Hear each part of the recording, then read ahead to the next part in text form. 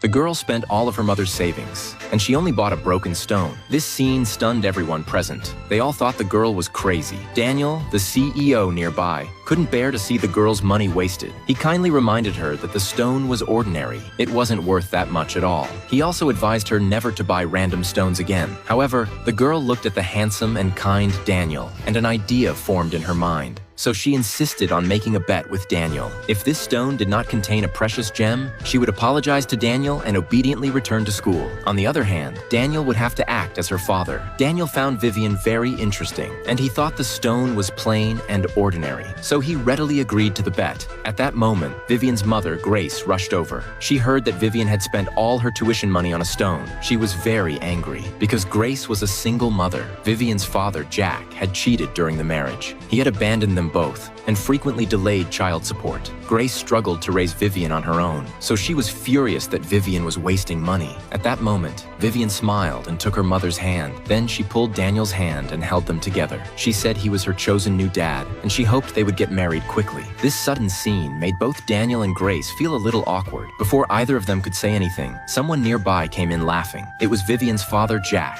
and his lover, Lucy. They mocked Grace for being presumptuous, saying no one would ever want to marry her. Grace was gentle in character, but Vivian was skilled at countering others. So Vivian sarcastically said Lucy had just come out of the bathroom, which was why her mouth smelled so bad. Everyone couldn't help but laugh. This scene enraged Jack. He immediately stepped forward to defend Lucy, claiming she was the daughter of a famous company, of noble status, and that Vivian was not allowed to be rude. Vivian continued along her father's words. She said, since she is of noble status, why does she always withhold her child support? Could Lucy be an illegitimate child? Hearing this, Lucy was both shocked and angry, because she really was an illegitimate child. She hurriedly changed the subject, mocking that Vivian must have lost money on the stone she bought. Vivian paid no attention to Lucy's words. She only asked the staff to cut a small notch in the stone. She firmly believed the stone contained a precious purple gem. The moment it was cut open, a dazzling light flashed into everyone's eyes. Just as Vivian felt proud, the light disappeared. The staff said regretfully, although there was light, it was too shallow. It did not have much value. Now Jack and Lucy laughed at Vivian wildly, but Vivian was not disappointed. She said this was only a small cut. There would surely be a precious gem inside, but no one believed her. Then Jack wanted to make a bet with Vivian. They also had a stone to cut open. Lucy said they would bet on whose stone was more valuable. If Vivian lost, she and her mother would have to be